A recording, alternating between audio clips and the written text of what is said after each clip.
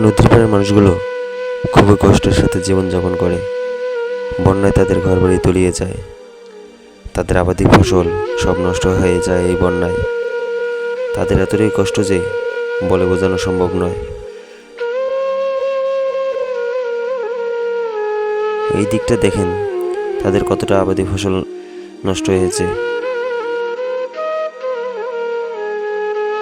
নদীর পাশেই একটি মসজিদ।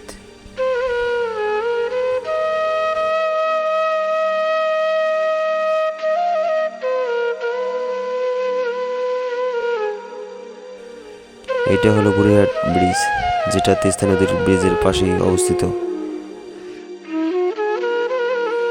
সময় পেলে ঘুরতে আসি এই বুড়িহাট ব্রিজ, খুবই ভালো লাগে।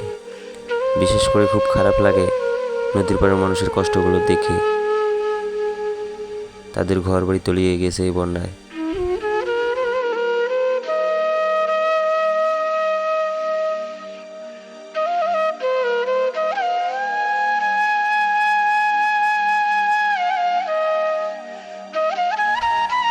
নৌকা করে তাদের পাট নিয়ে আসতেছে নদীর মাঝখান থেকে, কারণ বন্যায় তাদের পাট ক্ষেত ডুবে গিয়েছে।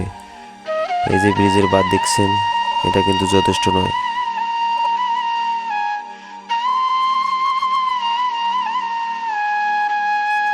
এত কষ্ট করে আবাদ করে সেই আবাদগুলো যদি বন্যায় তলিয়ে যায়, এদের খুব কষ্ট হয়। নৌকা করে পাট নিয়ে আসতেছে। দেখেন এই দিকটা, দেখেন কি অবস্থা, মানুষের ঘর বাড়ি তলিয়ে গিয়েছে এই বন্যায়।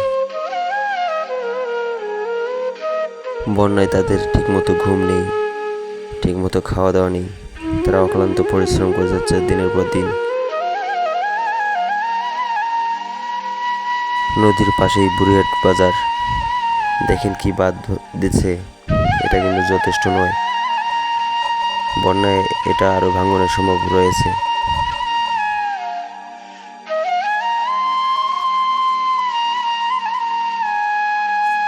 এই বন্যায় মানুষের অনেক ক্ষয়ক্ষতি হয়েছে।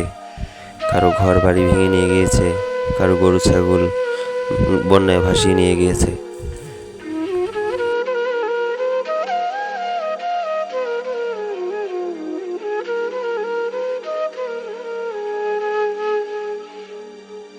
এই যে ছেলেটাকে দেখছেন, এ হলো আমার চাচাতো ভাই।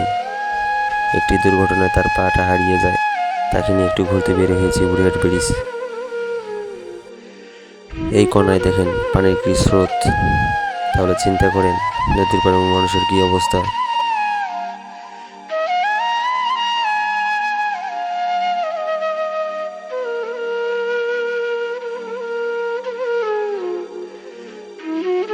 দুপুর 2টা কি 3টার সময় এইখানে ফুচকার দোকান বসে।